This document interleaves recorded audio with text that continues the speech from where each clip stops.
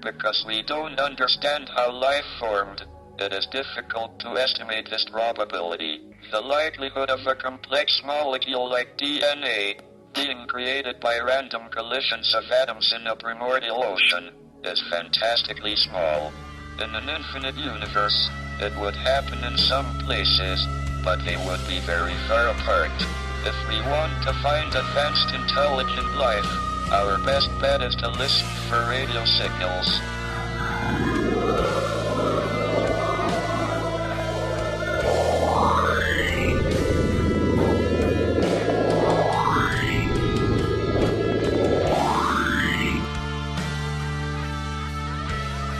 Look up to the stars and the forests that surround.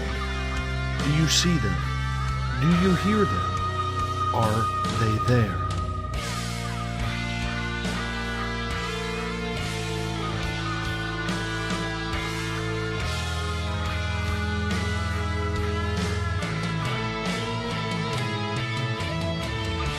SpacedOutRadio.com presents S4 with Forest Moon Paranormal's Eric Cooper and friends.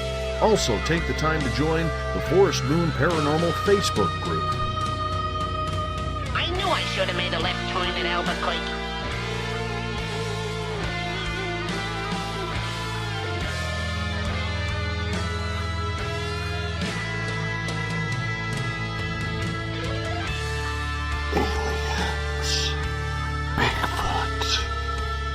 Conspiracy, Area 51, Dogman, Ghosts, Cover-Ups, UFOs.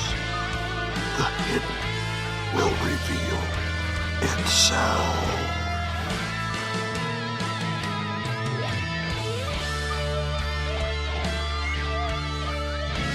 It's one small step for man, one giant leap for mankind.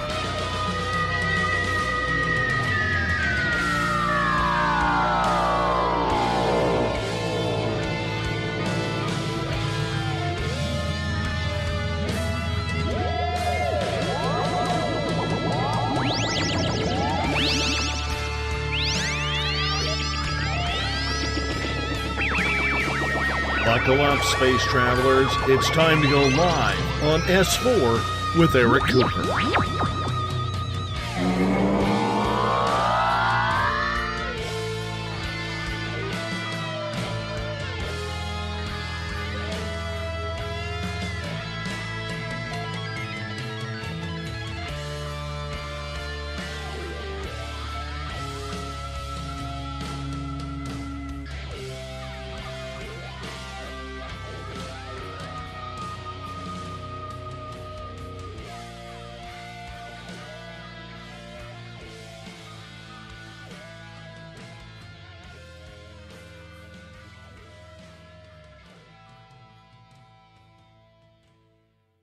Good evening, ladies and gentlemen, and welcome to S4 with Eric Cooper, broadcasting live from the beautiful mountains of Concrete, Washington. And now, without further ado, here is your host, Forest Moon Paranormal's own, Mr. Eric Cooper. Hey, good evening, everyone, from the mountains of Concrete, like Corey said. So the views and opinions of S4 do not reflect that of Spaced Out Radio. And if you haven't heard of Spaced Out Radio, oh my God, 9 to 5 p.m. every night, Pacific Standard Time. www.spacedoutradio.com with Dave Scott. Don't miss it. More like 9 to midnight. Yeah, 9 to midnight. There you go. I'm sitting here not even thinking. Yeah. So how's everyone doing? It's on sometime. It is. So tonight we got Corey and Markham. We've got our resident, for those that haven't, that are new to listening to S4, we have Eric Markham, who is our resident scientist on the team, as well as the newswire specialist on Spaced Out Radio. So he's the perfect one to be talking about CERN, which is our topic tonight. So we had one of our members in Forest Moon Paranormal that wanted to hear about CERN, and that was like last week. So I just plugged it into the schedule, and here we are. We're talking about CERN. Also, she wants to know about the Gulf of Aden and the vortex that was spotted there, which we were discussing before the show. Real quick, some notes, though. Friday, for the locals, Friday at 11 a.m. is going to be the next paranormal discussion at the Lone Star Restaurant, downtown Concrete. And then Saturday, we're doing team training. If you're not on the team, you're local, and you want to be on the team, just come to training. We always take new folks all the time. We can get you into the team integrated. So Saturday, 2 p.m. at Andy's Pizza here in Concrete in the conference room. And we're talking UFO investigation and alien abduction. And it's going to be a part 1 of a part 2. The next session on that will be in July. Every second Saturday we do it. And without further ado, what can you tell us about CERN there, Markham? Okay, well, we have two different things going on here. One, there is CERN, which is basically, CERN is the name of the organization. And I can't really pronounce it because French is not but it's an acronym. Now, CERN built a series of particle accelerators. And the most common one in the news has been the LHC. And the two get because CERN runs the LHC, they kind of get lumped into the same. But it originally represented the French words Conseil Européen pour la, something that starts with R and nuclear. European Council for Nuclear Research is what it translates into. And that's who built, that's where the money comes from, and that's where that's pretty much like the NFL and the Seattle Seahawks. The Seahawks would be the Large Hadron Collider, and the NFL would be the umbrella company. So, right. So CERN was like, Italy, France. If you know your Finland, Norway, Iceland, it looks like there's about 12 different countries. A nice chunk of the European map in the Atlantic and the Mediterranean is who it belonged to, who started it. But they got they built originally a little, it was still a pretty good size collider, kind of like the one in Chicago. And then they decided to get ballsy and build this huge one that is, God, how many? Oh, Lord, I'm trying to remember how many. I think it's 27 kilometers in circumference. So in miles, is that about 15 miles? So there's this superconducting, super colliding magnet in a big circle in a huge part. It goes over quite I think it's about 3 countries, or it crosses at least 2 borders, I believe. Right, it's right on the border of Switzerland and Netherlands, is it? No, France. It's the France. Yeah, that's right. That's it. Yeah, now the original one they built, the little one was just, that was just right around the border, covered a little right there at the southeastern border of France and Switzerland. But this other one, the Large Hadron Collider, that thing is, it's over several, I guess what counts as little counties there. It would be like if you were to build this thing on the border of New York it would go through New Jersey, Massachusetts, Connecticut, Rhode Island. This is how big this thing is. It would hit all those borders. Or if you build it out west, where the Four Corners area, it would actually go within the 4 states at the Four Corners: Arizona, Nevada, New Mexico. And just to throw a conspiracy in there, have you ever heard? 'Cause I heard, I think it was last year. You heard anything about a Hadron Collider underneath New York?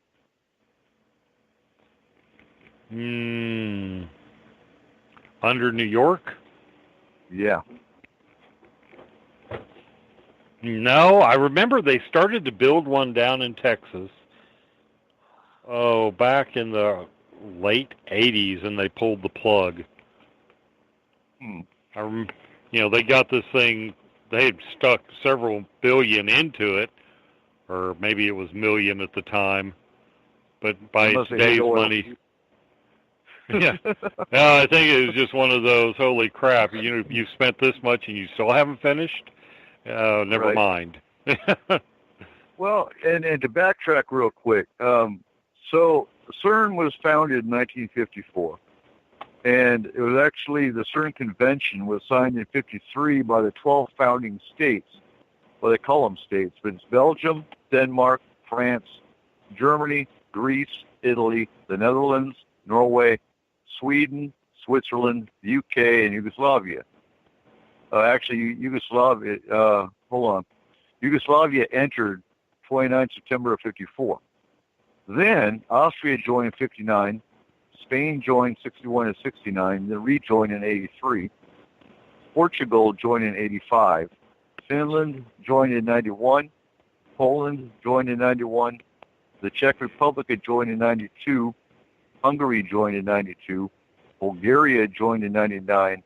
And Israel just joined in 2014. Romania joined in 2016. And then apparently the Czech Republic and the Slovak Republic rejoined after their mutual independence in 93. So today they have 22 member states. Serbia and Cyprus are associate members in the pre-stage to membership. And Turkey, Pakistan, Ukraine, and India are associate members. I believe, let's see, there's over 600 institutes and universities around the world that use the CERN facilities, but they're not members. And I think the United States uses their facility for scientific experimentation, but we're not actual members. No, we've got our, Fern or something. There's one, Fermi Labs, University of Chicago, I think, Chicago-Urbana or something. We've got a smaller cyclotron in the States that we do a lot, and I guess if they need verification, they do it over at CERN, at the LHC. Okay, real quick, BTO's got a question for you. Was CERN created in collusion, collision, collaboration with ETs? No, because I would say no, because I don't think it's not that advanced. I mean, considering what how much it costs and what it does, it's really not that more advanced than what was built at Fermi Labs, 50 years ago? And I would think if it was collusion, it would be a heck of a lot, more. Right. And I'm just going to say this, ETs, well, it depends on the race, but the technology they use, if anything, I can see one of the negative races like the Mater, Village, or one of them kind of spurring it on just to destroy the planet. Mm-hmm. Because not all the races want anything to do with this planet other than the destruction of it. So, yeah, that would be my take on that one. I couldn't see anyone but a negative aspect because it's the negative races that want us to destroy ourselves. So when it comes to something like that, where we're playing with dark matter and other shit that we shouldn't be messing with, that's where I stand on that one. I agree with you. Okay, so I just looked up Hadron Colliders, and there is one in New York from 2000 to present. Yes. Yes, a 2000? relativistic heavy ion collider, ion mode, Brooklyn National Laboratory, New York. 2000 Wonderful. present.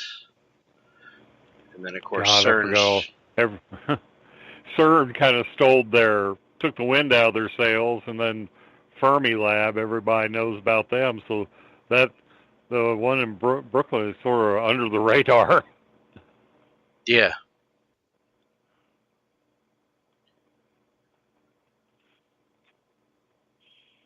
Let's see. Okay. So real quick, John's asking why would the Mater and the Vlash want to destroy Earth if they want to colonize it? Well, those are two races that don't want to colonize this planet. They hate the humans because they stand against the Anakin and the Charistus, who helped establish the humans here. Picture good versus evil. And they want nothing to do with us surviving.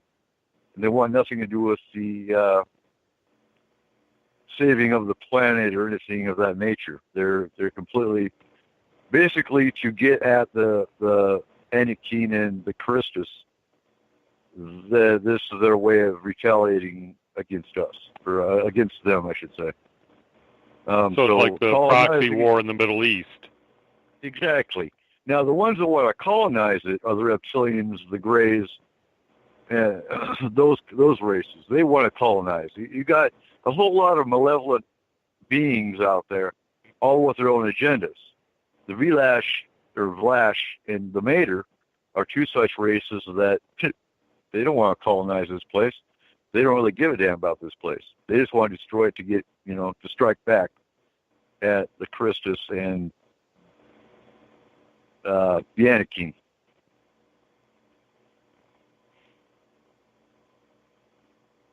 Be nice and, if... I'm telling you right now, the reptilians are weak in comparison with the Mater, the Vlash, and a few others that just in the last couple of days I've been reading about. There's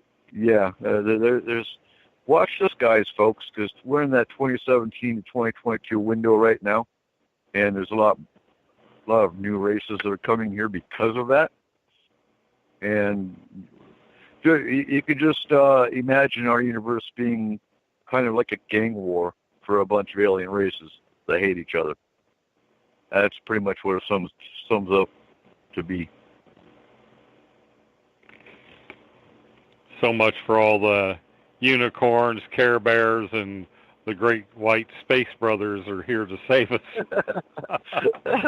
The Pleiadians. E.T. is an asshole too.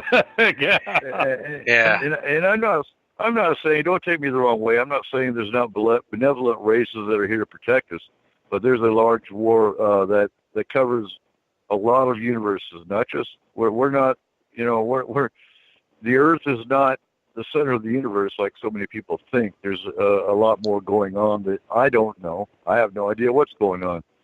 I just look at my own universe, So VTO, so is CERN utilized to artificialize the ascension process, aka New Age movement?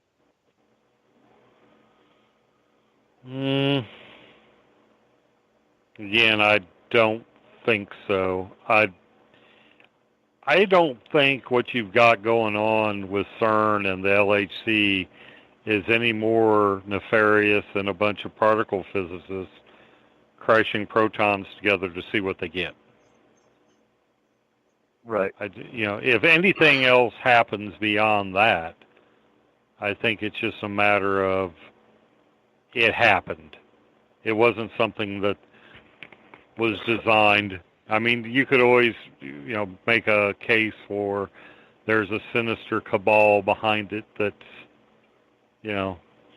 pulling secret strings. But like I said, I've known particle physicists, and you really don't need an evil cabal to make them out to be.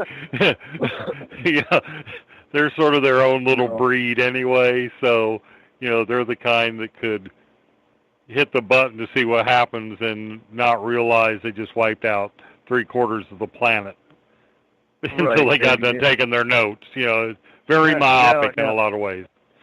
Now, Catherine wants to know, what's the point of repowering up CERN? Do they change the experiments or just collect more data? I've been trying to get a hold of Nassim Harriman, because Nassim Harriman said there was no Higgs boson. And I'm really wanting to get his take. Did they really discover the Higgs boson? Or did they say they did, and who's going to challenge them since they got the biggest toy on the planet, and you need their machine to find it, just to cover the fact that they spent $13.2 billion looking for it. Right. So I mean, that's not necessarily that they... they're going to repeat probably. Yeah, if they power it back up, they could repeat that process. But then again, they might be using they might have a different element they want to smash, or, a different type of particle they want to accelerate and smash and look for constituents. So you could go either way on that. And not to mention, you have 600 different universities that are using the facility for different stuff. Different experiments and that kind of thing. So I could see them repowering up for, Hale University wants to do this, and Yale, and this, university wants to do that, and so I could see them repowering for different stuff, but it basically depending on which associate country wants to work on it.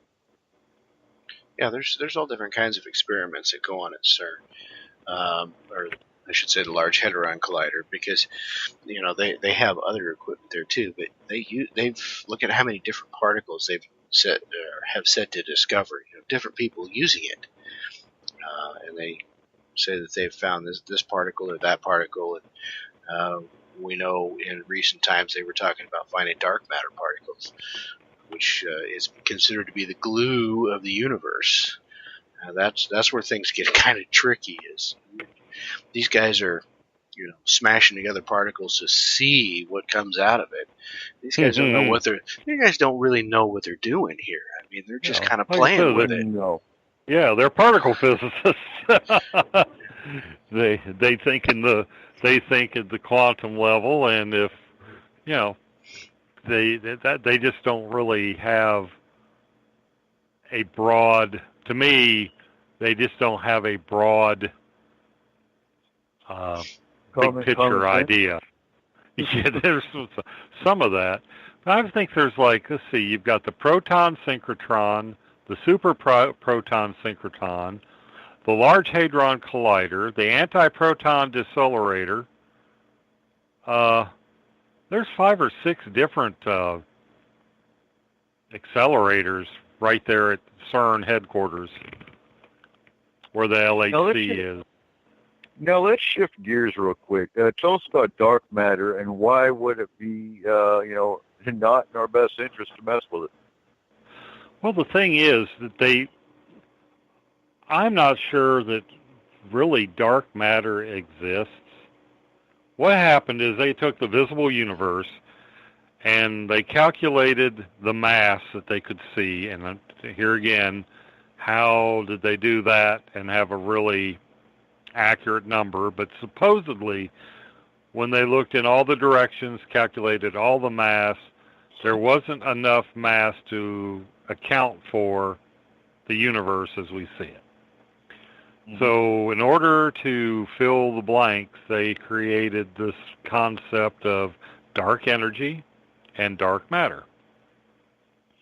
Now, it wasn't too long ago, sometime last year, I wrote a Newswire piece where they think that there is possibly billions, if not trillions, of galaxies that aren't visible. And I think that that's where your, I'm thinking that might be where your missing mass is. Plus, we can only see, I'm going to pull this off the top of my head now, but I think we can only see 14 billion light years in any given direction. So we're assuming that the universe is 14 billion years old based on that. We Right. don't know. There's probably, if there is more universe beyond the limit we see for, the speed of light, how far we can see out, there might not be a need for dark matter. But the thing, what dark matter is supposed to be, it doesn't interact with anything. Apparently, it doesn't interact with anything within our physical universe. I mean, it doesn't light up, hence dark matter. Right. It doesn't react. And I've often wondered if what the turn of the century, or the turn of the last century, we're talking 19th into 20th, the physicists and the great thinkers of the time considered there to be an ether. And I'm almost wondering if dark matter isn't just the modern version of the ether. I think So, that I saw back, I want to say it's been about a year and a half, where CERN came out and said that they actually found a dark matter particle in one of their experiments. They kind of found it by accident, they said, but they said they actually found that particle. And doing some more experiments with it, they figured that it was basically kind of the glue of the universe, which is kind of a scary thought in itself. All of a sudden you're playing with the glue of the universe. Great, we're going to melt everything down. That's a great idea, guys. Knock it off. Right. Now, Catherine's got a question, too. If dark matter exists, or the glue of the universe, would we be able to create an engine that could manipulate it? Well, most likely, yeah. I mean, the fact that it doesn't, if it is a particle, let's see, if dark matter is made up of, subatomic particles like everything else, then billions of these things, because of the missing mass of the universe, billions of these things have to pass through us and every square inch on the Earth every second. I mean, it's like neutrinos right now. You're being, on a submolecular level, you've got neutrinos streaming through you like a fire hose through a screen door. But as far as directly being able to detect them, I don't think they've been able to recreate. I think they catch something and then Smash it. they go to reproduce it, and it's not there again. So I do believe it's being a little bit on the what do they call it there? Hidden sector particles. I was trying to go on to the next. It's because what they're trying to do is they're hoping that dark matter particles will bounce off or interfere with the atomic nuclei within a detector. It's more like it's an indirect detection, because they're focused on something of known property, of known behavior, and if they see aberrant behavior, it does, it goes, forms a figure eight, and it never forms a figure eight. They're going to take that as a sign that dark matter interacted with that particle. My theory, real quick. Go ahead.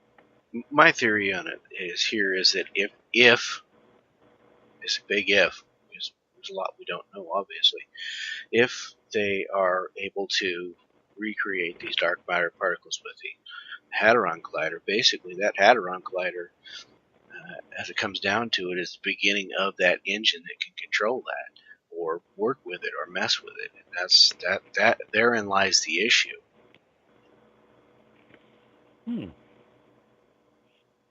Yeah. Okay. Because we don't know enough about it to know if we ought to be, should we even be?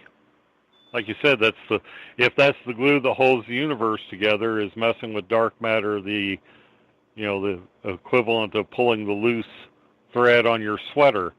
It starts to unravel. Exactly. Yeah. So real quick, I want to go over the tools and the equipment they have at CERN, and then we'll discuss them. So take notes and then come back to them. But we got Aegis, which uses a beam of antiprotons from the antiproton decelerator to measure the value of Earth's gravitational acceleration. We've got Alice, detects quark glue, and correct me if I mispronounce some of this stuff. I'm not a scientist. But Alice detects quark gluon plasma, a state of matter thought to have formed just after the Big Bang. Then we've got Alpha, makes, captures, and studies atoms of antihydrogen and compares them with hydrogen atoms. The Alpha Magnetic Spectrometer looks for dark matter, antimatter, and missing matter from a module on the International Space Station. We've got Asakusa, compares matter and antimatter using atoms of antiprotonic helium and antihydrogen, and studies the properties of matter-antimatter collisions. From a cavern 100 meters below a small Swiss village, the 7,000-ton Atlas detector is probing for fundamental particles. We've got ATRAP,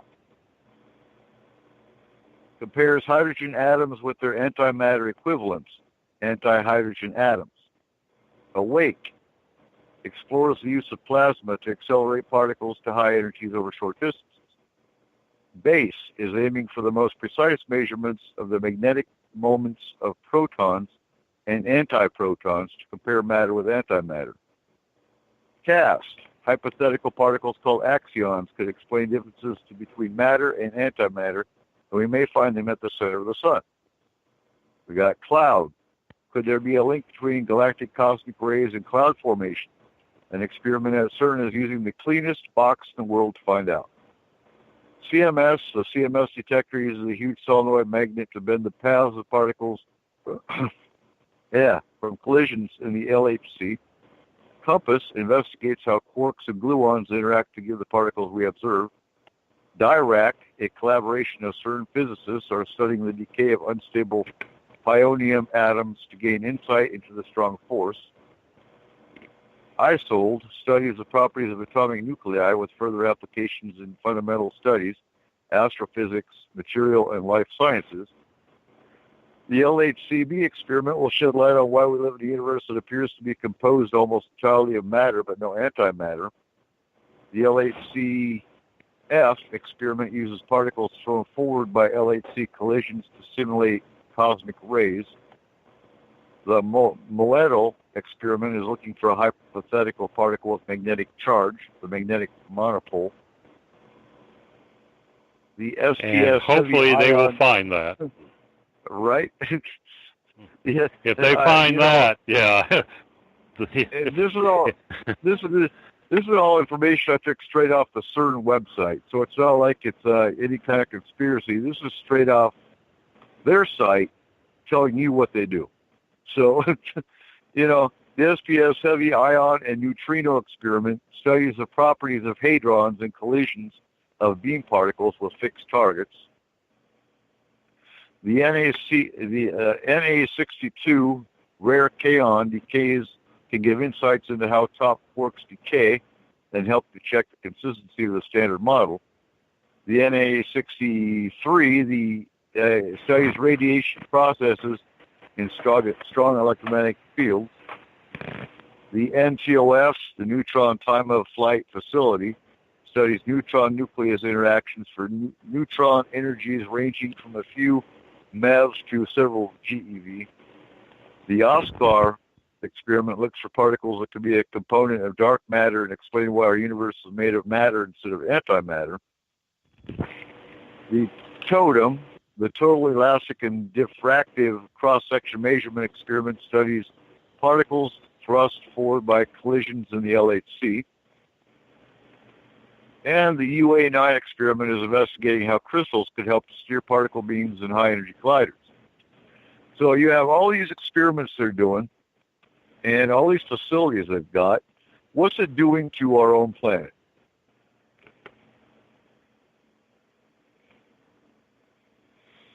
No, it does sound like we're messing with, we're pulling that loose thread. But nobody really knows.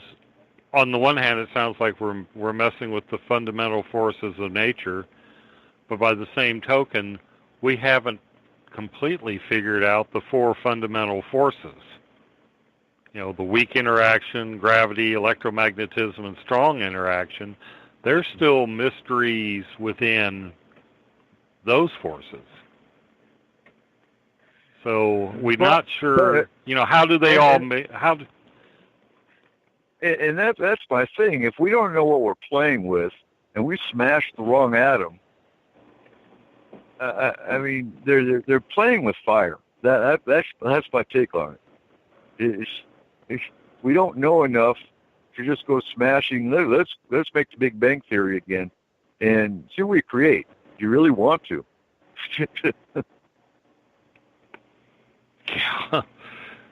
Yeah, because we're like giga electron volts is what that GeV stands for. Giga, I believe, is what, billions of electron volts, which may, you know, right off the top of my head, I'm not sure how much a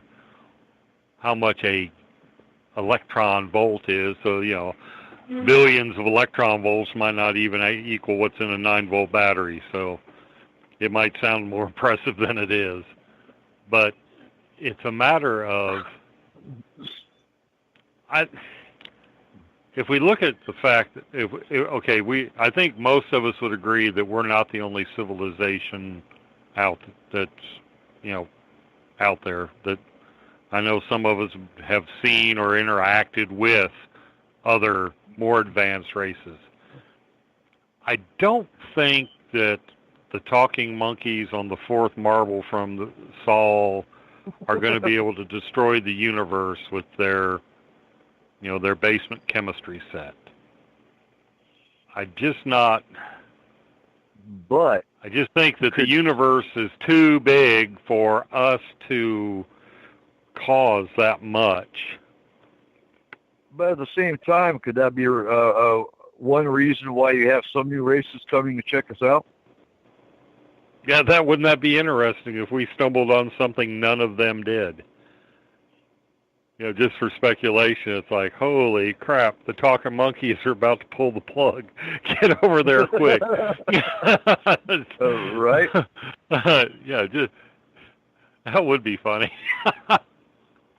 Now, did you hear and I'll call them conspiracy theories because that's all they are, but did you hear the theories about supposedly they heard the sounds of hell? Oh, yeah. And I mean, honestly, to me, that's just the apocalyptic mouthpieces that are saying, oh, look, we're creating the apocalypse. Well, we could be, but at the same time, I really don't believe you're opening up the gates of hell either. Mm-hmm. And I don't know if...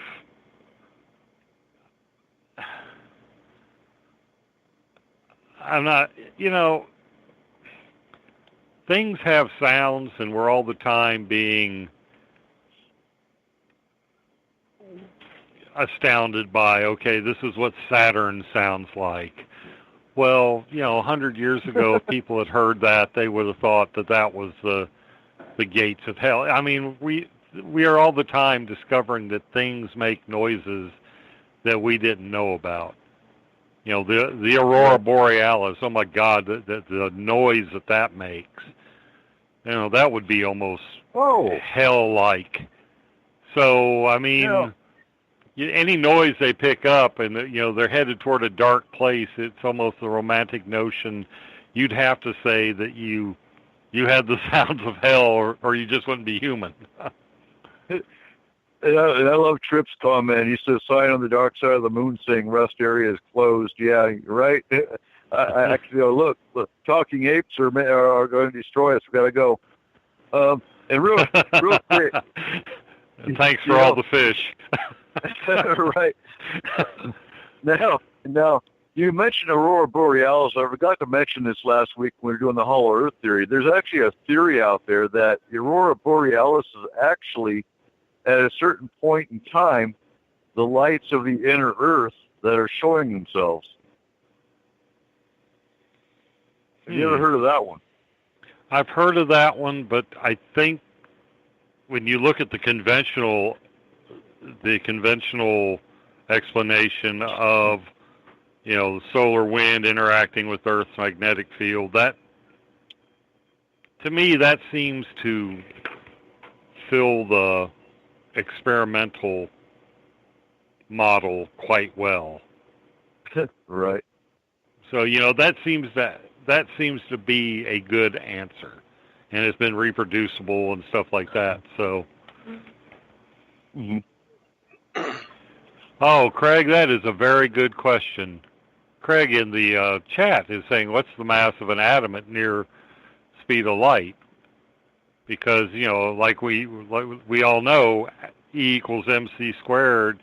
The closer a particle or anything approaches the speed of light, its mass is supposed to approach infinity.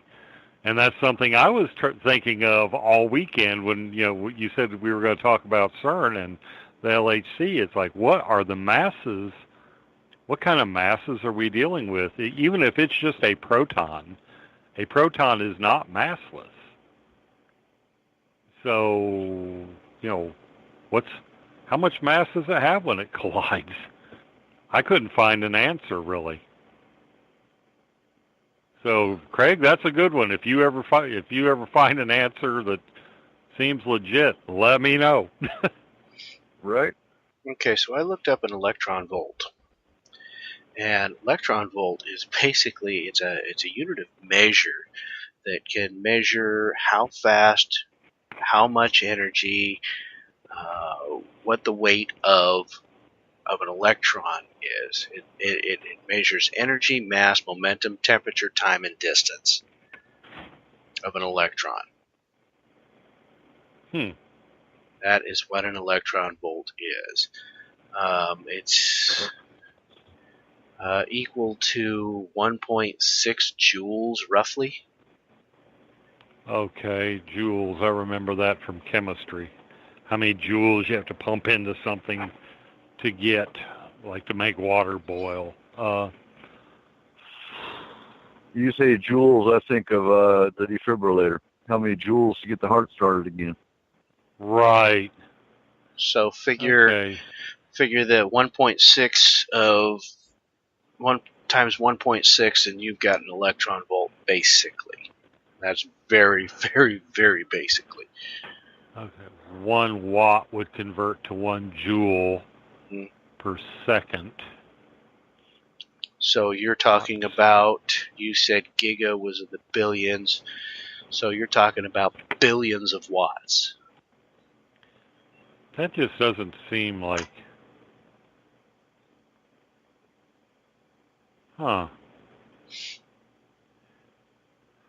It must have a different property than what we think of as... Oh, it does, believe me. I was sitting here. It's got to have a different... Okay, 1 electron volt is 1.60 to the negative 19th joules. Okay, yeah, okay. So it takes...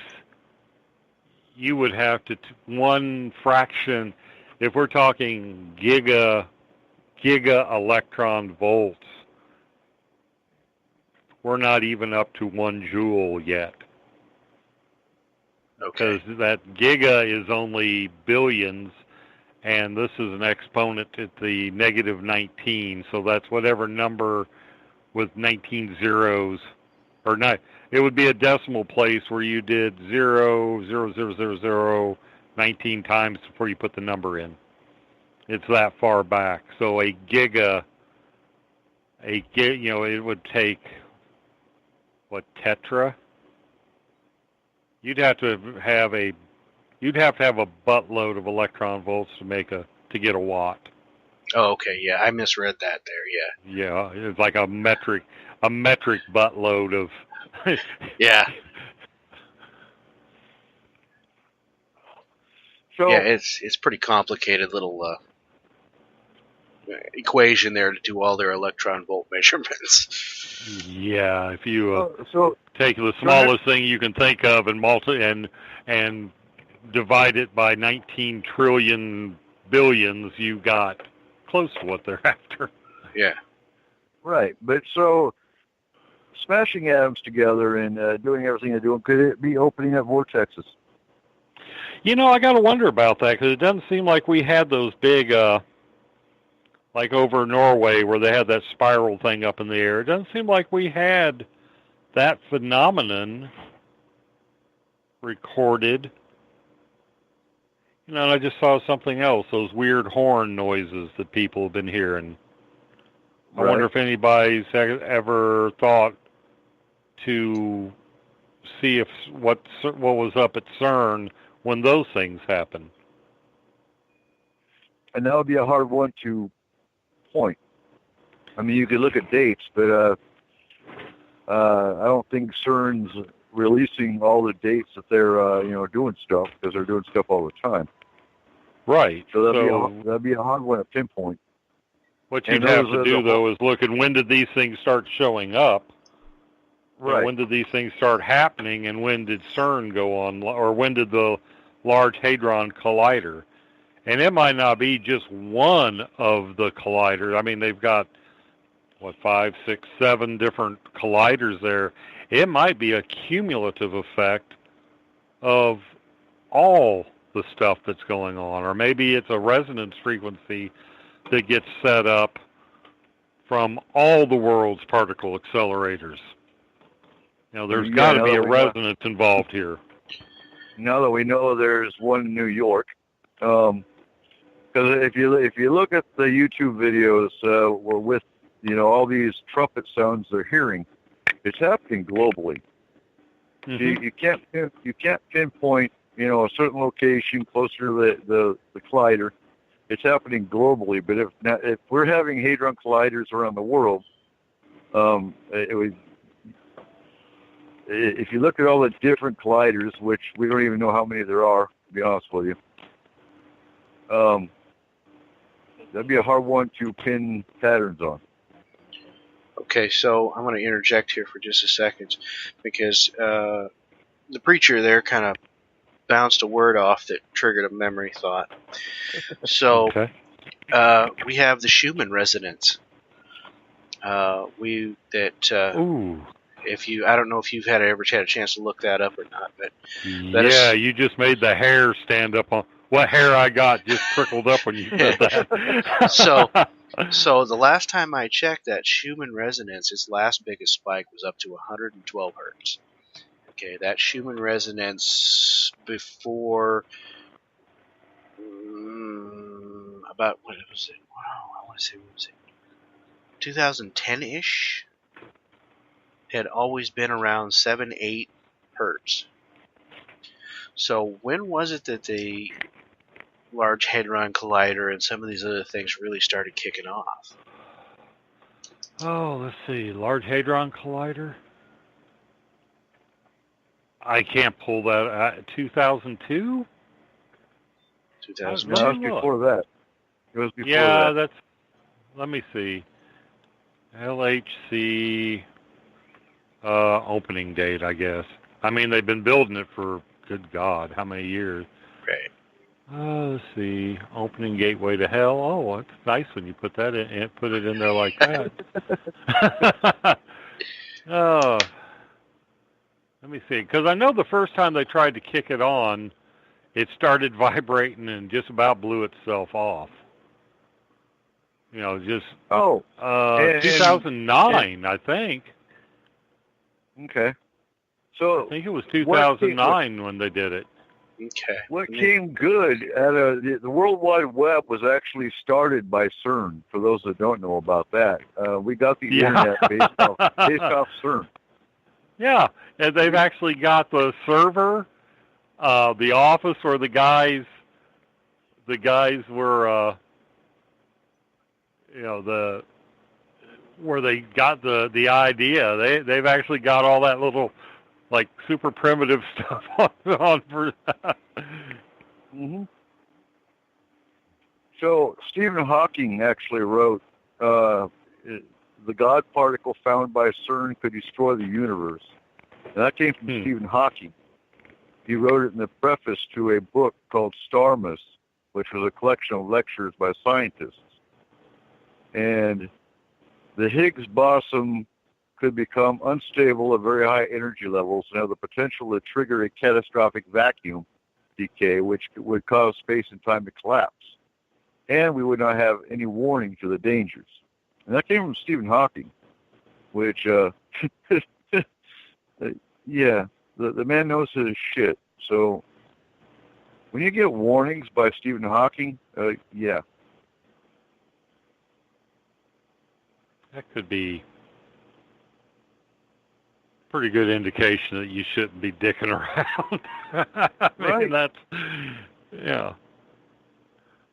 Sometimes, and I'm going to play devil's advocate here. I'm not saying this is true or not, but sometimes I wonder how much of what Stephen Hawking says is really coming from Stephen Hawking, because, he has to speak through a computer, and it's gotten to the point now where he's needing a lot of, help and translation. So I'm almost wondering sometimes if these Stephen Hawking said, did he really say, or did one of his, because, if he's got to speak through these people, it's sort of like, if you don't speak a foreign language, you better trust your interpreter, because he might. Well, but those words actually he wrote. Okay. Those are words he wrote in the preface of a book. And real quick, so the anti-science reason and logic group, Christian Truther, has accused CERN of manifesting hell on Earth. Antimatter would be a demonically charged particle retrieved from the pit, bringing with it chaos and destruction. CERN has coded it in such a way to make it sound positive, when in fact supersymmetry is unobtainable. Humans are not gods, thus we could never produce heaven on earth.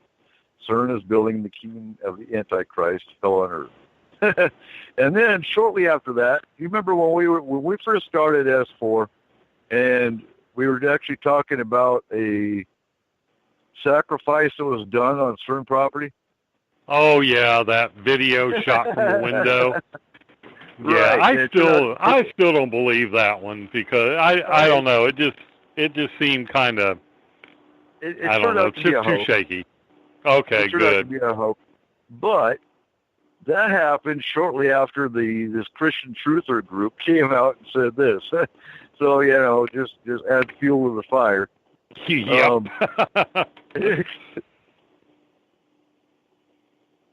Yeah, I remember looking that up for the show, as a matter of fact.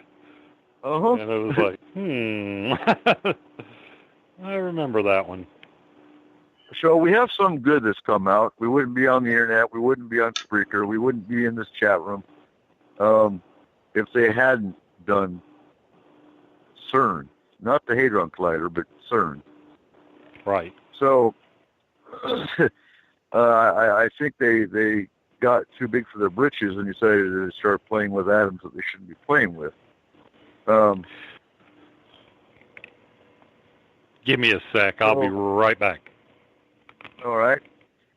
And then we're going to discuss, so the Sherman resident, I'm curious, when did that start spiking? Well, I was going to kind of wait for Markham to get back here. But, Right. In 2014 was the first time that they really noticed a serious jump from that 7.83 hertz to somewhere in the 15 to 25 hertz level. So for new listeners, Corey, for new listeners, real quick, explain what the Schumann the Schumann resonance does and what it is. So the Schumann resonance is a modulation, basically measured in hertz on the ELF scale, and it's basically the resonance of the planet.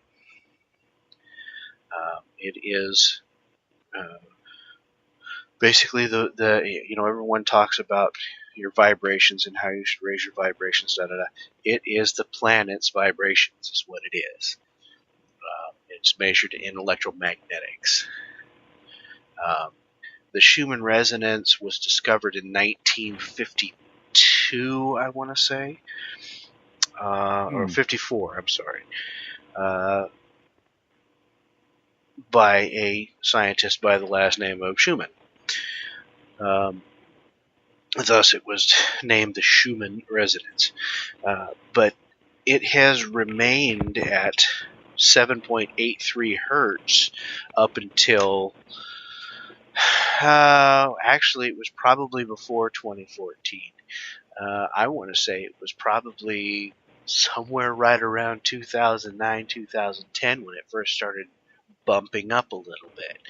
2014 was the first real recorded spike of it, where it went up to 15 to 25 hertz. And then in 2017, it had a spike of 36 hertz and then 91 hertz. And now, and actually, I think that's wrong. I think some of that was in 2016. And then, most recently, the last spike I saw was 112 hertz. Right. So what's the spike mean for us? I don't know exactly. A lot of it is theorized. They say that it has a direct effect on our brain wavelengths,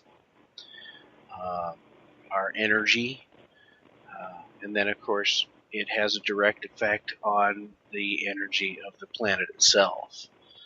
So, if this spikes are being caused by whatever experiments that CERN is doing in the Hadron Collider and the other colliders that they have, as Eric Markham was saying, it could be a collaboration of all these different scientific pieces that they've got going here. If this is a result of that, we could be looking at a considerable change. I mean, we could be looking at problems. Well, just look at the way that a lot of people are acting nowadays. I mean, look how much it's changed. Look how much it's changed in the last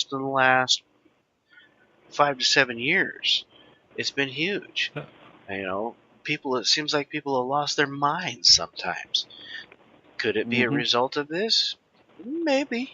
Could it be? Because human brains start getting kind of screwy around 50 and 60 cycles per second. Yeah. And that's where some of these spikes have gotten up to into the 50 cycle range. Higher than that, 112.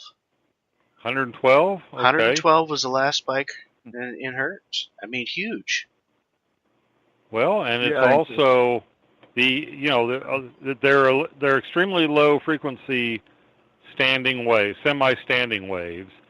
The Navy uses that for their submarine communications.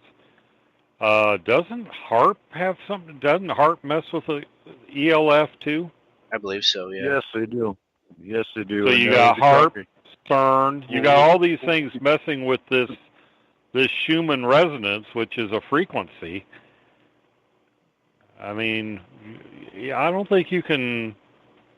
I don't know. It just doesn't seem to me you can throw that much into the electrical field of the planet and not have some repercussions. Yeah. So John was commenting, couldn't the Schumann resonance rise be natural? I don't think so, no. Not well. It's linked to the Earth's electrical field, so I guess it could if solar activity. I'd have to look into. I would have to correlate some of these raises, some of these spikes with what solar activity was. Was it a near miss from a gamma ray burst or something? So, well, I would say there could be some. I don't think it's going to do it on its own. It's going to have to be some kind of outside stimulus or outside action is what's going to cause a rise in it, I think.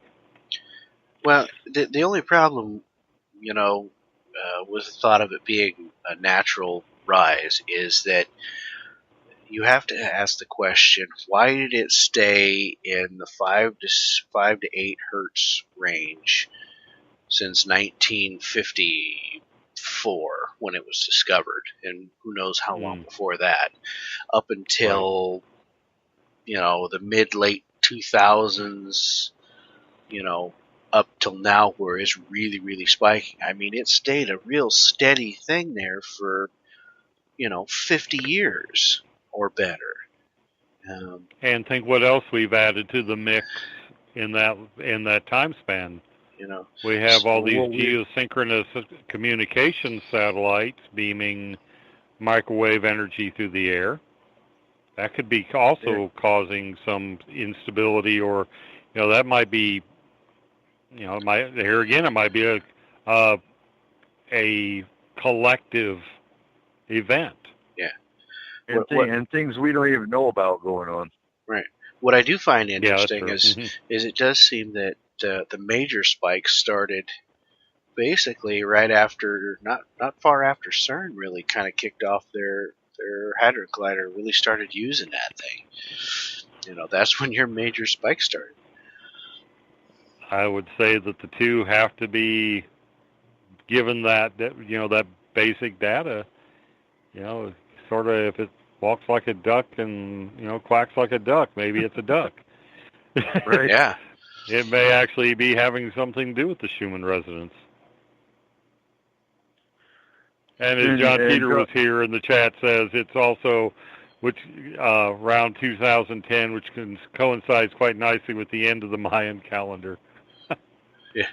Right, and my take on the end of the Mayan calendar, it wasn't the end of the world like everyone was predicting, thinking. It was more the end of an era, or the beginning of the awakening of the human race. Not so much. It's always good to be prepared for whatever's coming, but don't sit and fearmonger over it. That's what I always stress to people. You just live your life normal, whatever you hear is coming, and just stay ready for it. Yeah.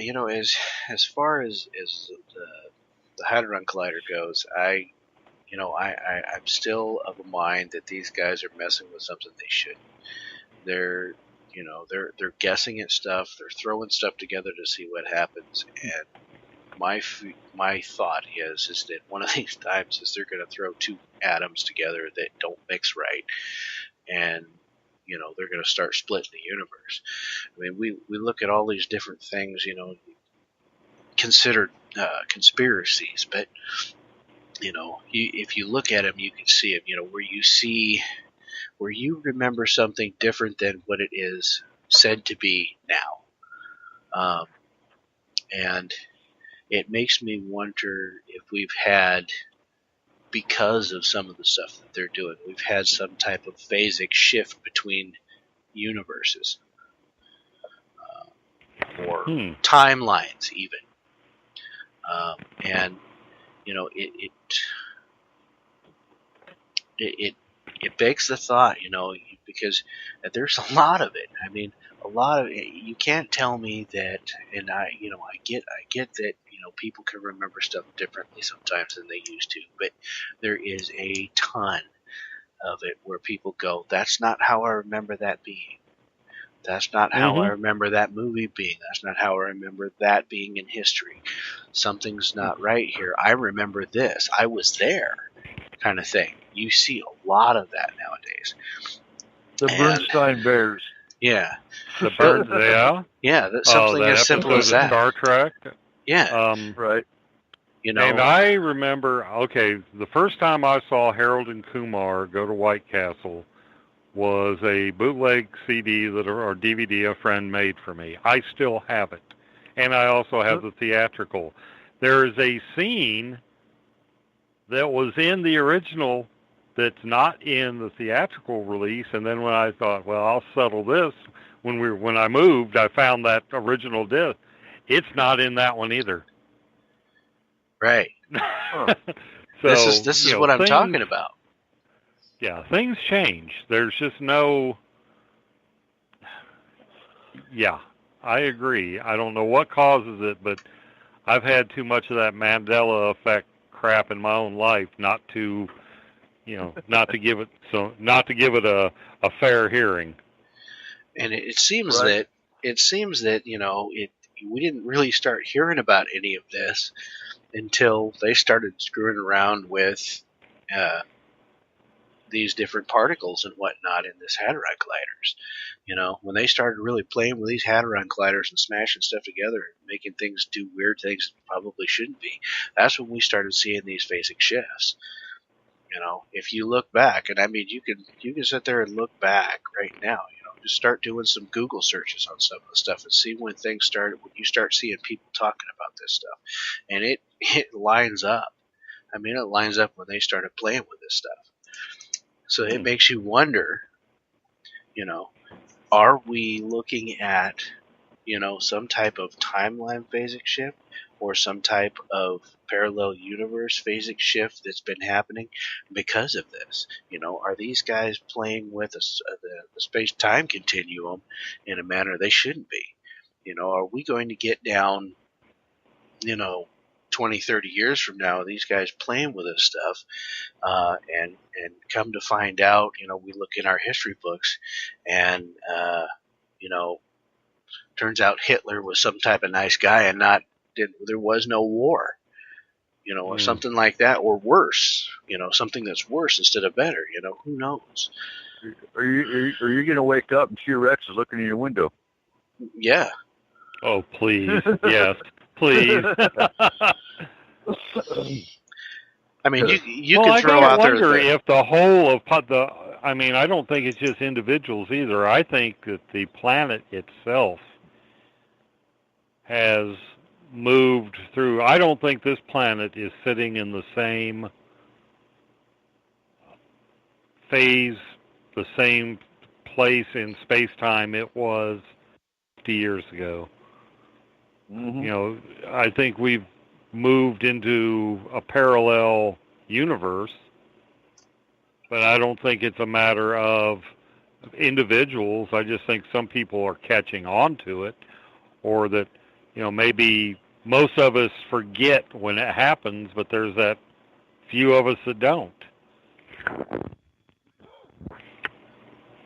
Yeah, and that's kind of what I'm talking about. Is I think that we've created, and it could be, who knows exactly what it could be, but it seems like it lines up pretty well with what they're doing there with CERN at the Hadron Colliders and such. It may be that we have literally phased ourselves the whole shebang right into something that's a little bit off, or we're colliding with another universe because of it.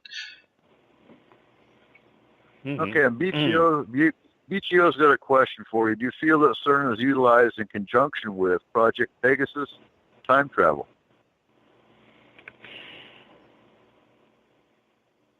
Purely speculative, I would say possibly. It would make sense. Mm-hmm. If Pegasus actually exists, it would kind of make sense to try and tap into the LHC's power and manipulation. That might be why the LHC, why they have to dim the lights in 4 countries when they turn that thing on. Maybe they're using a little bit of, maybe they're using a little of that extra, a new concept, black budget energy. Budget money disappears. Maybe that some of the energy is disappearing into black projects as well. Could be. And Pegasus could be one of them. I have a theory on time travel. And who knows, I could be off base, but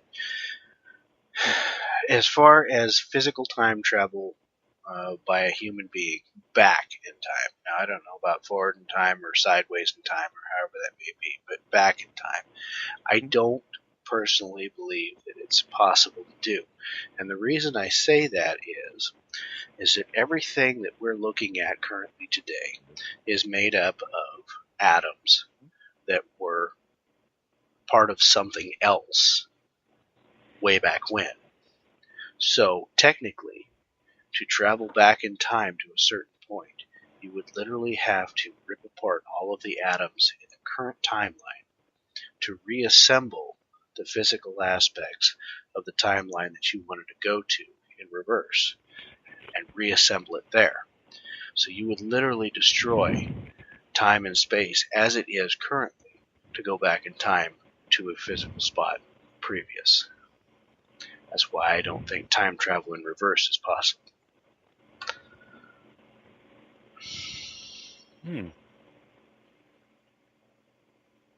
I've always been led to believe that all of time, past, present, future, all of time is happening. I guess it's hard to be a entity in a 3D, 4D universe and try and think of describing something without using it itself and its thing, but that at this right now we're talking on the phone. Alexander Graham Bell is invited, in a slightly different vibratory state. Alexander Graham Bell is inventing the telephone. A T-Rex is eating carrion at the same time. It's just that we experience time with our bodies as individual slices as we move through a part of it. But the time or everything that has existed and will exist is now. And it's just the only way we can perceive it is piece at a time. And that's where we get our concept of time. So I think if it's a continuum or a loop, you should be able to figure out a way to step out of it, move back in, and then get back in the time stream. Yeah, I'm not sure if a human being could. I think there would be resonance issues. I think we could probably send a mechanical contrivance back, but I'm not sure if a flesh and blood human being could take the transition. Yeah, I think it'd be like stepping off a speeding train or something.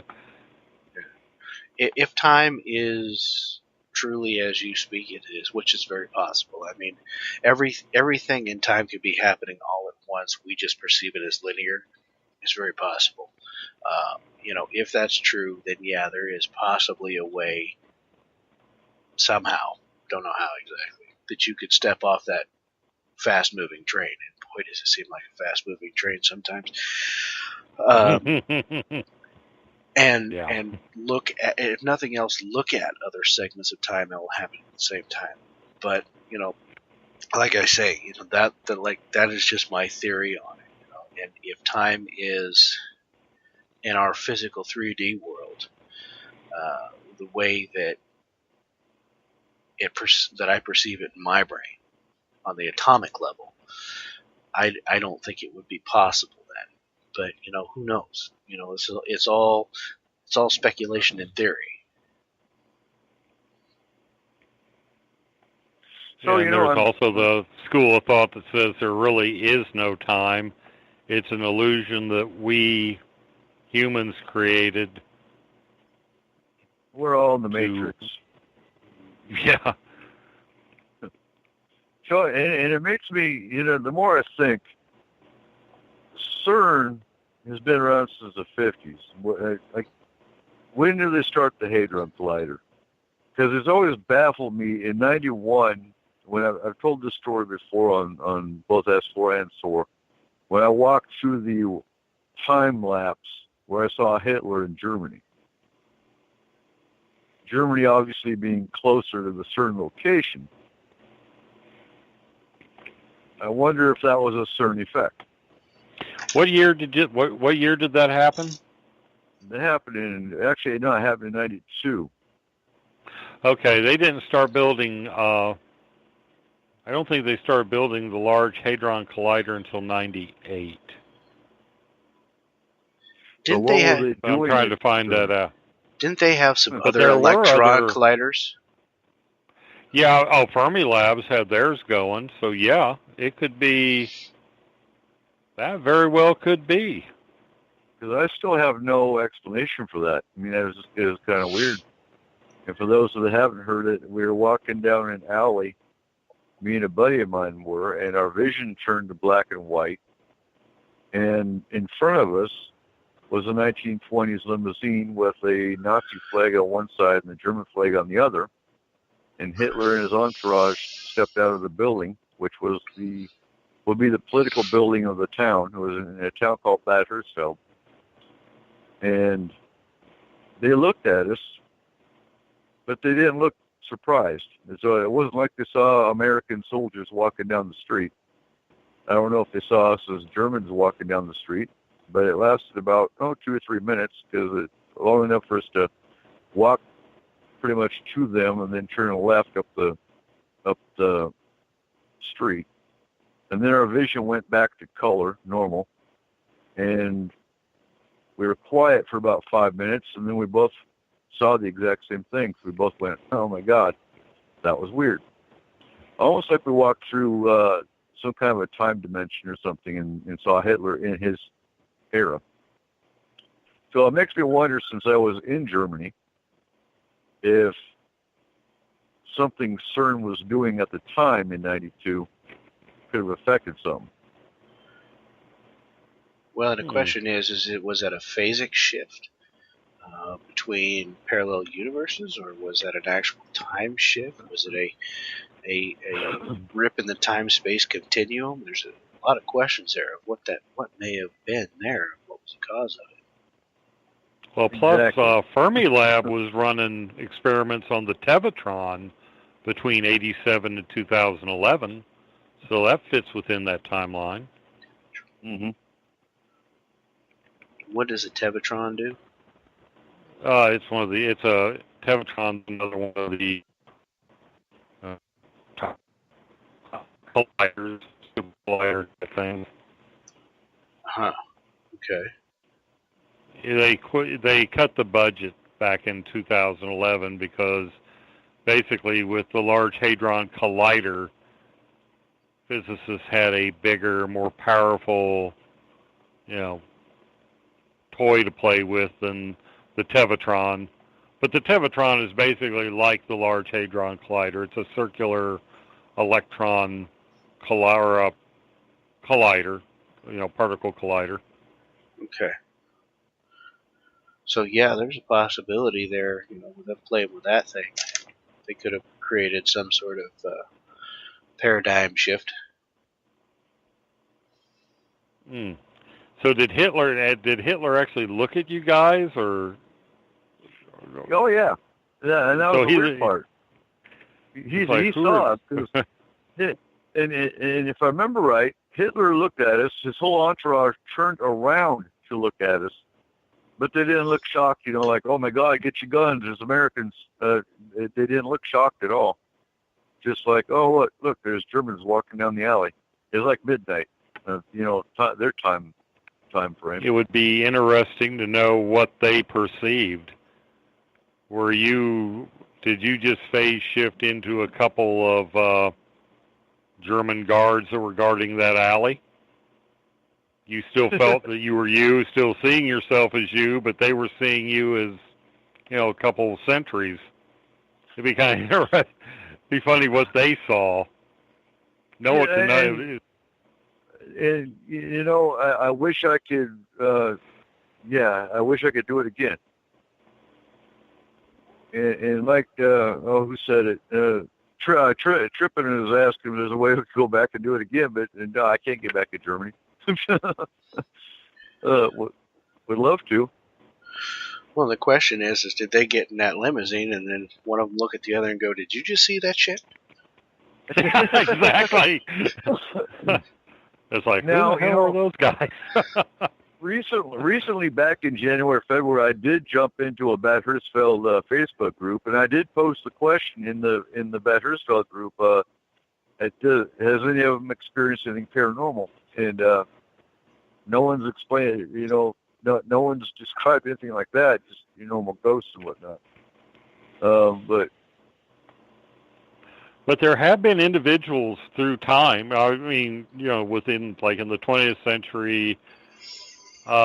There's been several accounts where people have gone into I think one was in Britain. The guy walked down into one of the public restrooms, and when he came up, it was Roman era England. Right. For a split, there's been people who have stepped out of our time and perceived a past, which just makes you wonder, is all time happening at once and they just vibrated into that one for a minute, or did they physically migrate to that different time? But it makes me wonder why our vision went to black and white. Color hadn't been invented yet. That's in Calvin and Hobbes. There was actually color pictures of a black and white world, yeah. Right. Maybe that was just the effect of. Maybe that's part of the effect. Yeah, I mean, because color is actually frequencies of light. Maybe, what it took to get you there, or what you walked through to get you there, messed with the wavelength. Right. Yeah, right. It's all going to be frequency, and if they're messing with frequencies in one of those colliders, that could, and you open a rift in time, space, or between parallel universes, you may only see whatever is available to you to see at that point because of what's being caused. Mm-hmm. Now, switching the subject here, we were talking about this before the show. So has there been an influx in earthquakes since they started smashing atoms? And I know we were talking, seems to be an increase in volcanic activity. Yeah, and what I just, a cursory look, it seems that the caldera rise in, Yellowstone, that Finnish volcano that went off and all those flights, you'd have to stretch to make a correlation. Wasn't there one in Iceland as well? Iceland, I think that's one Iceland, not Finland. You're correctly identifying the one I was remembering. I was just thinking Finland for some reason. I guess because all the good hard rock and heavy metal from Finland.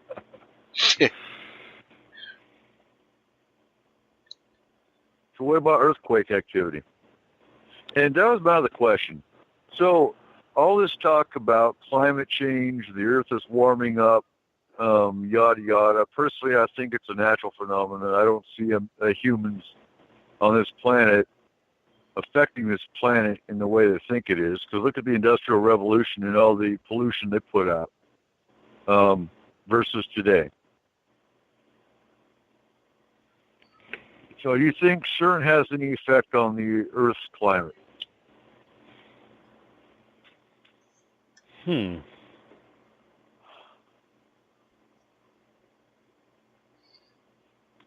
really not enough.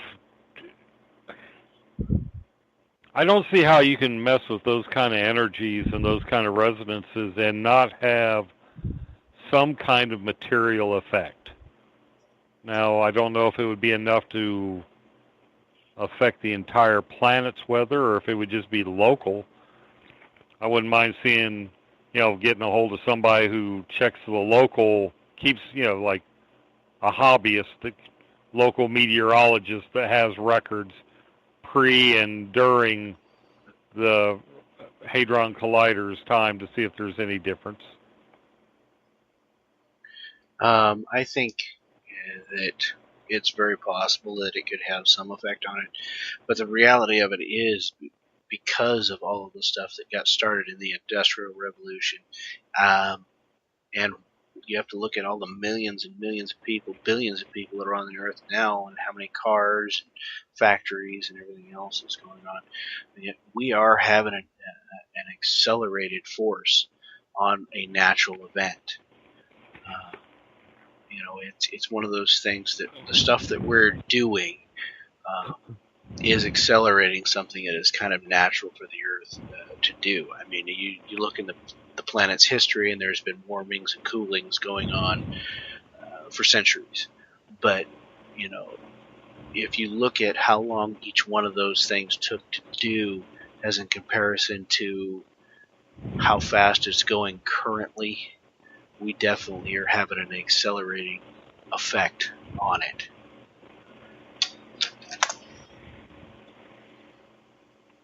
Yeah, I used to think man-caused global warming was not. I think it's got to be cumulative. I mean, yes, there's these natural cycles, but I'm not sure if we put as much pollution into the air in a given day, though, as some of the major, like Mount Pinatubo. But if you take these like you're saying, we're adding to what naturally would have occurred as well. So you've got a Mount Pinatubo and whatever that one in Iceland was, what its name. You've got the CO2 and the pollution that it's throwing into the air, and also what the industrialized world is throwing into the air added to that. It's got to have some effect. Mm-hmm. Yeah. And it can't be a good effect either. No, I'm pretty sure that we're doing a good job of, like I said, accelerating the natural effect, because, in times history has passed, you had all of the volcanoes and different stuff that would spew stuff into the air, and again, you had your natural cycles of warming and cooling that took certain amounts of time, each one a little bit different, but, pretty much large chunks of time. And, now you add on top of it all of what we're dropping into the air and on the rest of the earth. And we are definitely accelerating that process. I can buy that. I really can. And just think, just in air traffic, when I was a little kid, an airplane would go by, a jet, you'd stop what you were doing and look, because, wow, you don't see one of those every day. Now, when's the last time you just bothered to look at something like that? Because now, several a day. And now they actually have an app that you can actually track airplanes that are in our skies. So, I mean... Yeah. And what used to be considered a near miss is just average, regular traffic now. Right. So we have a question. How do you feel about Sister Earth's inner soul? SOL. Do what now? How do you feel about Sister Earth's inner soul? SOL. Oh. I haven't looked into that much. That's one of those things I hear of, the hollow earth, the inner sun and everything. And I don't know. I'm not a geologist, so We're talking I about that I'm not last week. qualified. Yeah, I'm not really qualified to. To me, it doesn't ring true, but that doesn't mean anything. It just means for me, I don't find that to be a viable option. Yeah, I'm right there. Yeah, because it would have to be this is a big planet, granted, but it would have to be a very large sun in the inner Earth to sustain that kind of life. Not we saying, but not saying that kind of life has to have what we perceive as life, or science, or anything of that nature. I mean, and you and I have had this conversation before. We're going by human science. So when it comes to alien life on Venus or Jupiter or Mars, they don't go by our science. Our mind and our science is very primitive compared to a lot of the alien races that we see, that we hear about and see out there. Now, they also go on to, because I had mentioned about planet Earth being the center of the universe and how it's not the center of the universe, and they see they see the Earth as the creator of this universe, and I don't go by that so much because, there's, I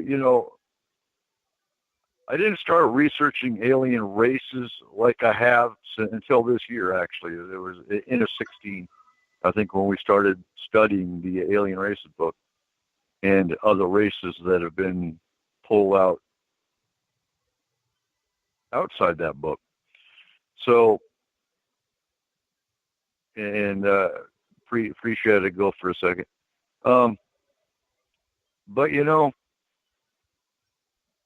if you listen to Spaced Out Radio and you hear some of the channelers, I'm a skeptic to an extent with some channelers because anything can be channeled.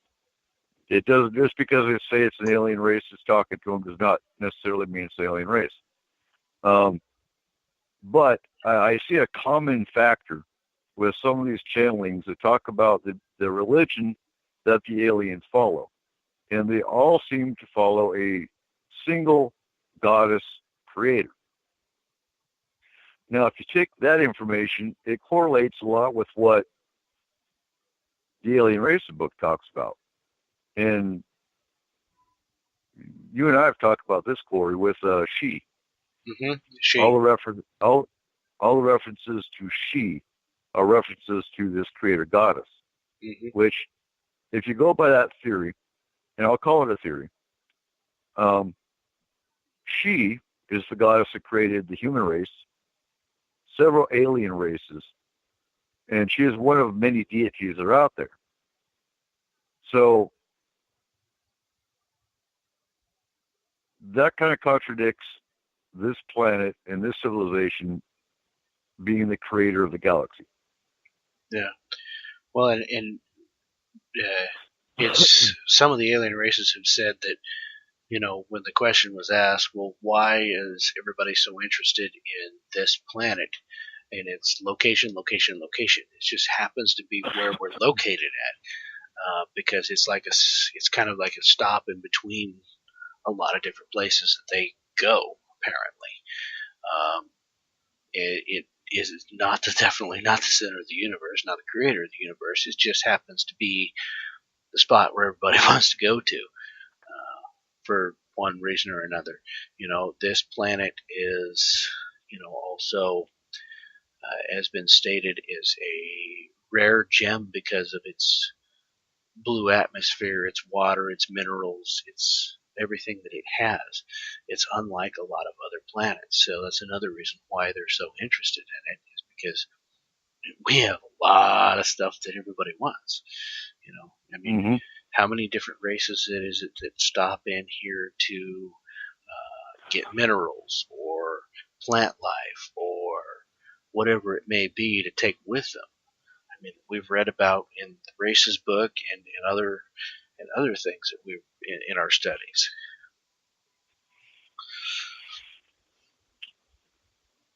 Right. And so Trippin's also saying we need to keep an eye on the Alaska Bogosloff volcano. It's doubled in size in 20 years.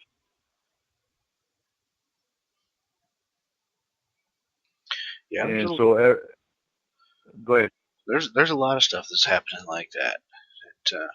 Now, keeping in mind that, as we've said before, there's a lot of stuff like that happens naturally over time, but we have got a lot of accelerated things happening in more recent times where, like he says there, in 20 years it's doubled in size, where in the past it may have taken 200 years for it to double in size.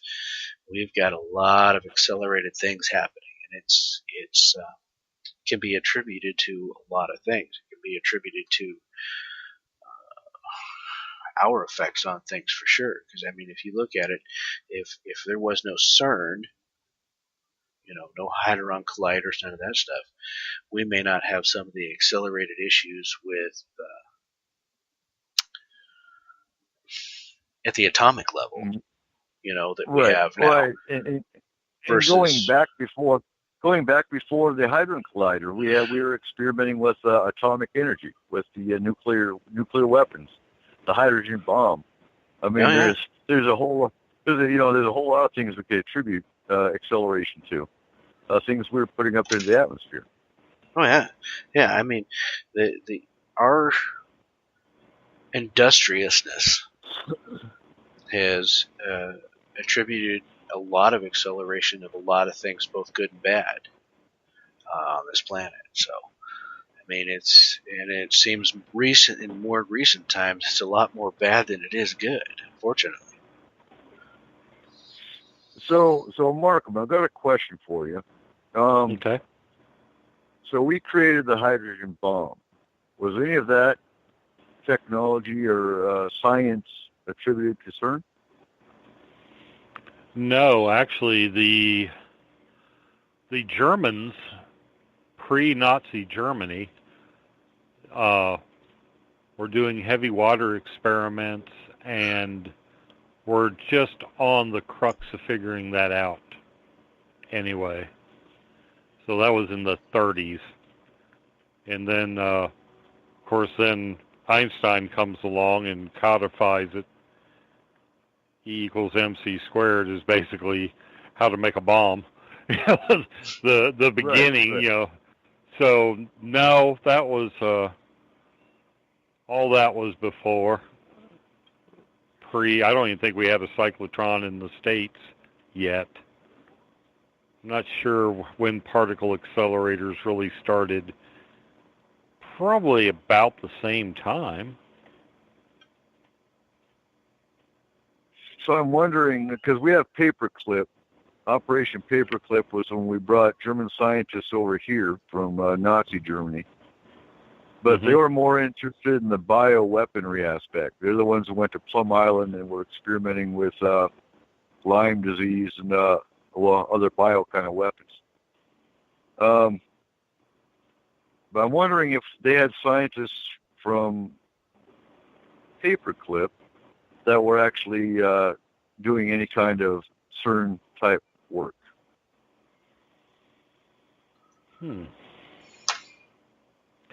we grabbed 1,600 German scientists, and even into the 50s, most of the scientific journals, medical and physics and everything, were written in German. German was the language of science for decades. So it's quite possible. Let's see. For biological weapons, they got Theodore Benzinger, Rudolf Brill, Konrad Johannes, Karl Buttner, Richard Lindbergh, Walter Schreiber, Eric Traub. Physics, we had, Gutin, Schlesinger, Weikmann, and Winterberg. One of these guys makes me look at this. Okay, yeah. Winterberg was working on nuclear fusion and plasmas. So yeah, it might have been some early stuff there. So And he, Winterberg. That's why I remember Winterberg. He's the one that wanted to proposed a actual physical test of general relativity using the atomic clocks in artificial satellites. Okay. So a thought just crossed my brain. So the CERN technology. I wonder how much of this might be alien tech. What if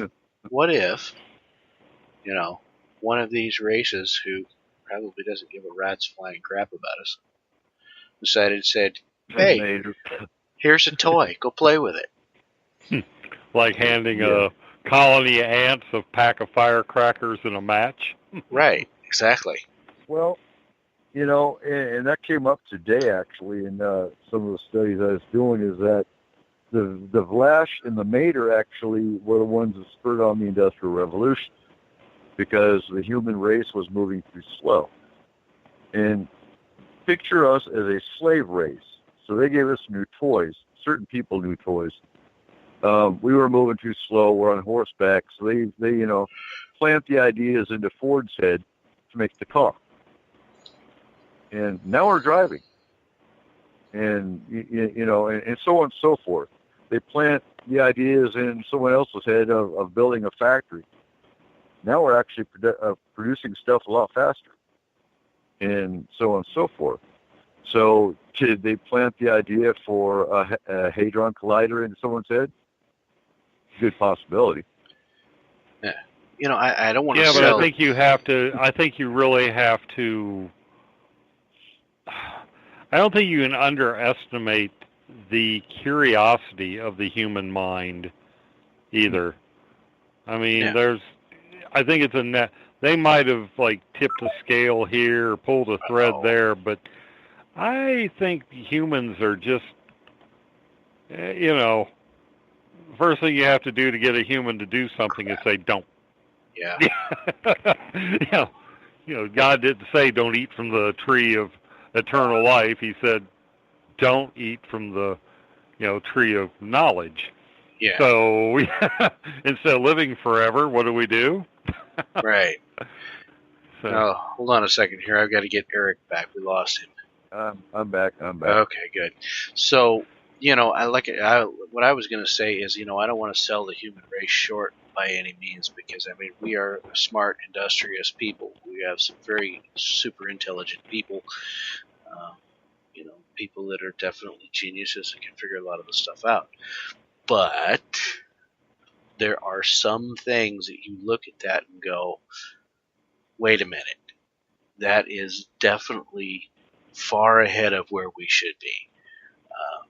When you look at some of the other things that we're building and making and everything else. And, when you look at the time of the Hadron Collider and stuff all come out, what they're doing with that is some advanced crap, man. That is some seriously advanced crap. Yeah, so, like I say, it just a thought crossed my mind. I could be far off base, but that thought of, what if one of these races decided to hand them a toy, knowing full well knowing that if we pull the wrong trigger on that thing, we could kind of blow everything to smithereens. And just said, here, go play with this. Like handing a 4-year-old a gun, kind of thing. Yeah, exactly what I was thinking. Here, play with this hand grenade. Yeah, exactly. Here's how it works. You just pull this pin here, and you just drop it. Yeah. Yeah. Here, smash these atoms together and see what happens. It's really cool, really sparkly and shiny. Yeah. So just a curiosity that flashed through my mind, because that's how my brain works sometimes. Good. All right, guys, we got 15 minutes. So basically, in summation, we've discussed CERN and the hazards that we're playing with. and I think we've ruled out it's not opening at the gates to hell. But if we're playing with dark matter, it could manipulate time-space continuum. Time, space, and or universal phase. Yeah, taking away the glue from, the everything. Tugging the loose thread from the sweater of the universe. Exactly. Right. Now, I see to Sylvester pulling that hair until he was naked with a handful of one big hair. right. And getting to the Gulf of Aden real quick. So, people have seen these YouTube videos of all these, and I want to clear this up real quick too, with all the the Navy ships from different countries' militaries that were surrounding this vortex. Now, for one, the project or the program that was going on outside Somalia, Homeland Security was involved in investigating the laundering of money. So there was and still is a military program that's in that area. So were they surrounding a vortex? Maybe, but speculatively, I don't think so. What's your take, Markham? Well, it's also what they have there because, okay, think of this. The Gulf of Aden is where most of the oil comes in and out. So there's a thing there called the Maritime Security Patrol Area. And I think what people are, jumping on is this amped up naval task force that's there. And it's there to, deter piracy and some of the other stuff. But it's actually they call it the MSPA. It's actually run by the United States Central Command. So, plus it's also, anytime you get into a Gulf, you've got mixing of water, salinity rates and densities could be different. So, there could be some weird effects, but nothing that's, not explainable through just basic oceanography and the presence of that MSPA. Now, once the piracy and some of these, some of them tankers got taken for ransom, that was, as long as it was somebody else's crap getting stolen, they didn't care. But once they started screwing with oil tankers, that's when you ended up with the task force, the security patrol. Well, and it became an international issue because it wasn't just they were taking everybody. Now, they didn't discriminate against who they went and pirated. They went after everybody. So it became an international issue, which is why you had a multinational force. Right. It's a coalition. Right. It was actually, I think it was set up and was drawn up to August 2008. Yeah, that sounds about right, because it came up in my Homeland Security course I'm taking. I start constitutional law tomorrow. That's going to be interesting. Mm-hmm. I have to write a 5-page paper on the firearms laws of Washington State. So, fun. Yeah, that'll be fun. So I'm going to see if I can, Craig put something up here for us, and I'm going to see if I can kind of condense this down a little bit here.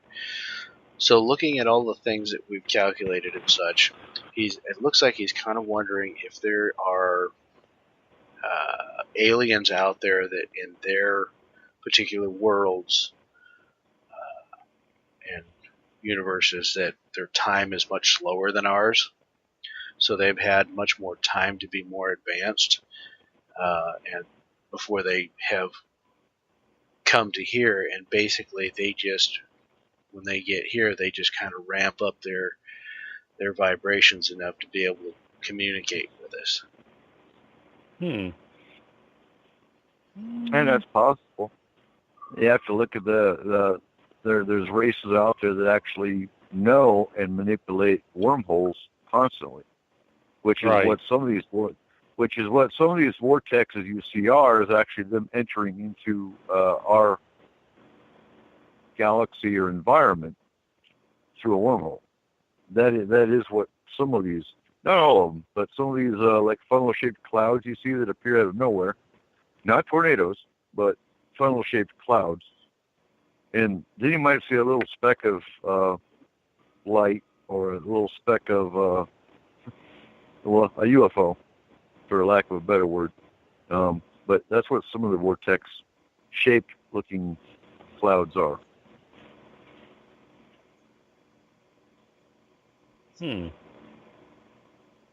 Well, I think one of the things that they're going after at the Large Hadron and those different accelerators, where they're studying antimatter, and as any Trekkie knows, the universe everything runs on antimatter, but the amount of power generated by one proton annihilating one antiproton is just unreal. If we could harness that matter-antimatter reaction, I mean, kiss coal, oil, and all that other crap goodbye. I mean, that's even more than fusion would produce. So I can see why they're chasing that down, but by the same token, it doesn't take much of a matter-antimatter collision to wipe out a planet or a solar system.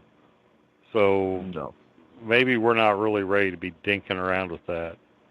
Yeah, you'd have to have a serious containment field to keep it from creating a chain reaction. Yes. Right. Well, not even so much just the power of the equal amounts of matter and antimatter, the energy is released when they cancel each other out. You wouldn't need a chain reaction. You'd just be peripheral damage or collateral damage.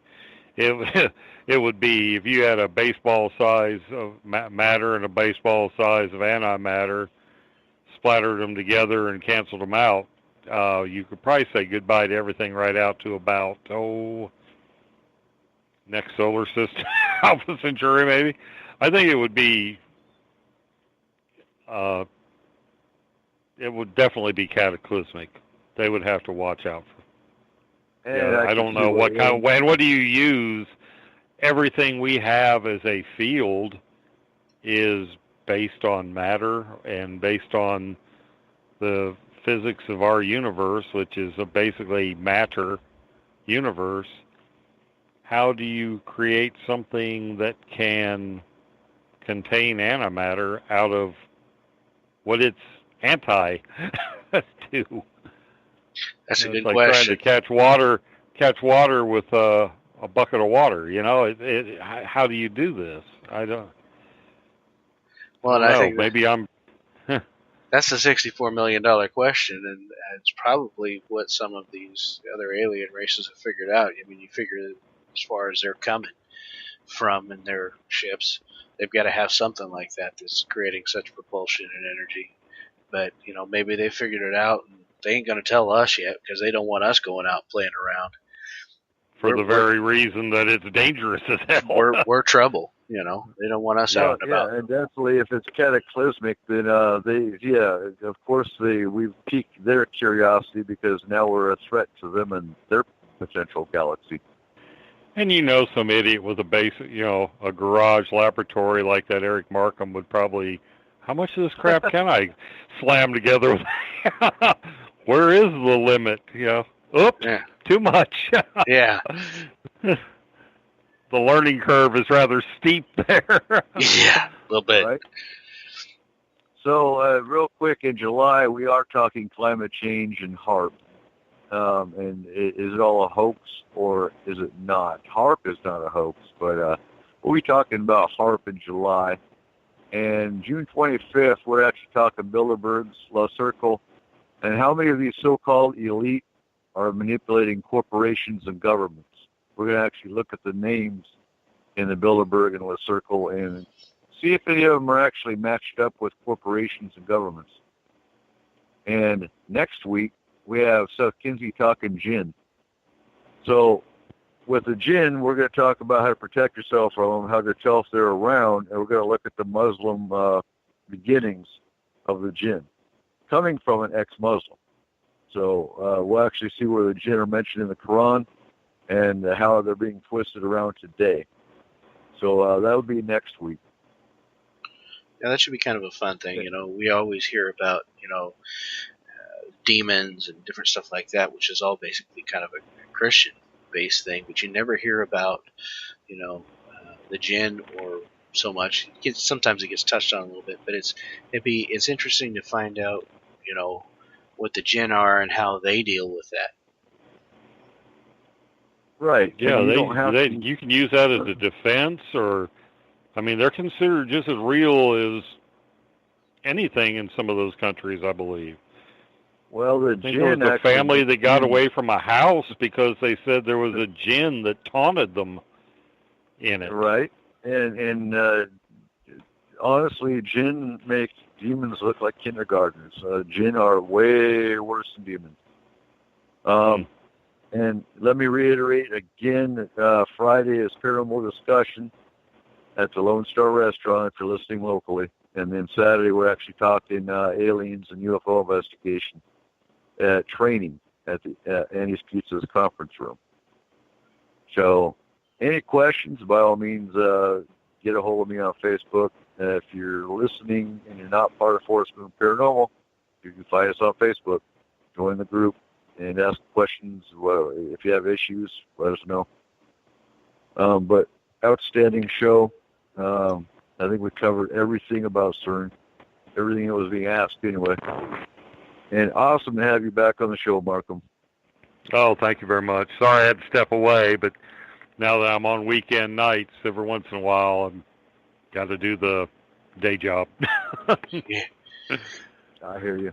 I appreciate you being able to come in. That's awesome. Hey, I appreciate it. I missed it. Thank you. And running the board and the way it's set up now is so much. It's a million times better than we were trying to do before, isn't it, Coop? Oh, yeah, most definitely. Well, I was trying to figure out how we could make it better. We were having way too much trouble, so I'm glad this is working out. It's great, because it used to be, we had such a time lag. A lot of times it was hard to have a conversation because of the lapse. So yeah. This is fantastic. Man, we were having some time lag issues too, and then we decided that the best way to go about it was to dial directly into Coop's phone, because then we didn't have any lag. And then it seems like when we got Seth on, his Skype doesn't have any lag really, so it seems to be working out better this way for sure. Oh, most definitely. And folks, if you want to help out S4, tell your friend about us. Yeah, spread the word. That's right. We had 78 archive listeners just today alone, so the word's getting out. We need to get the message out. And most definitely, we're just here for you guys. We're here to whatever topics you want to hear about, let us know. And I think that pretty much wraps up tonight. Any closing comments? No, just thanks for having me on. It was a real pleasure. Outstanding. All right. You guys have a great week. Keep your eyes to the sky, and see you next week. Ladies and gentlemen, good night. Good night.